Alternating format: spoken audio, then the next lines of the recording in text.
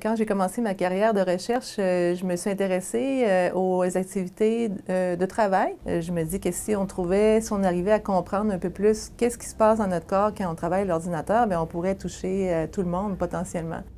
Les statistiques les plus récentes disent qu'il y a environ une personne sur 10 qui va avoir une incapacité quelconque ou un arrêt de travail en lien avec le travail à l'ordinateur. Souvent, ce qui va arriver, c'est qu'on a une fatigue visuelle. Puis ça, la fatigue visuelle, je pense que tout le monde peut se voir, même soi-même peut s'imaginer à la fin d'une journée, on est comme ça, puis plus ça va, plus on commence à faire un ajustement avec les yeux. Ça nous force à nous ajuster avec la tête et avec le cou. Donc, quand on se retrouve dans des positions comme ça, si vous voyez mon cou ici, il est vraiment écrasé. Donc, la partie postérieure du cou. Le cou n'est pas fait anatomiquement pour être en santé dans des postures comme ça. C'est la région ici qui relie la tête, le cou et les épaules. Et les muscles les plus vulnérables, c'est les muscles trapèzes. Donc, vous avez un long muscle triangulaire qui rejoint ces trois régions-là, la tête, les épaules et le haut de la colonne. Et souvent, les douleurs, la fatigue, l'inconfort, ça va être dans ces muscles-là que ça va se manifester. Souvent, donc, ce qui va arriver dans ces situations-là, c'est que les muscles vont réagir, les muscles vont s'adapter, vont être en débalancement. Donc, c'est dans ce temps-là qu'il va y avoir des blessures, normalement, qui vont se développer.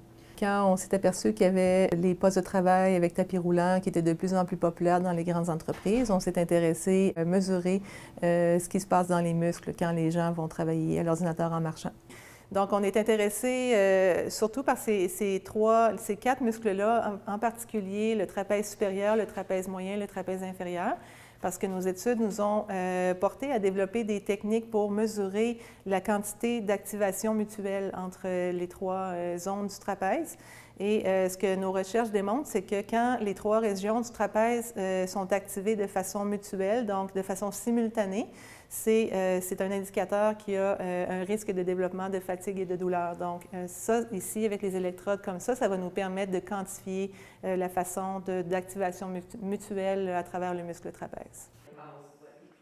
Les données qu'on a, nous, et aussi les données, la majorité des données sur la physiologie des muscles suggèrent qu'à peu près 20 minutes, une demi-heure de maintien d'une posture statique, il commence à se passer des choses qui sont un peu risquées dans notre corps. Quand les gens marchent, effectivement, il y a des patrons d'activation des muscles de la région cou-épaule qui sont moins toniques, qui sont moins statiques. Donc, ça suggère que si les muscles et les segments sont capables de bouger un peu plus, ça serait une façon de prévenir ce qui est dangereux pour le développement de blessures à ces régions-là. Donc, moi, ma recommandation numéro 1, ce serait ça. Ça serait, après 20 minutes, une demi-heure, de faire un petit changement quelconque, aussi minime soit-il. Ça peut être de changer la posture des jambes. Ça peut être de s'élever une jambe en dessous du poste de travail. Ça peut être de peut-être changer, déplacer un peu l'ordinateur portable. Donc, idéalement, ce serait de se lever, de vraiment prendre une pause, parce qu'on sait que les pauses mentales, les pauses cognitives sont très, très, très importantes aussi.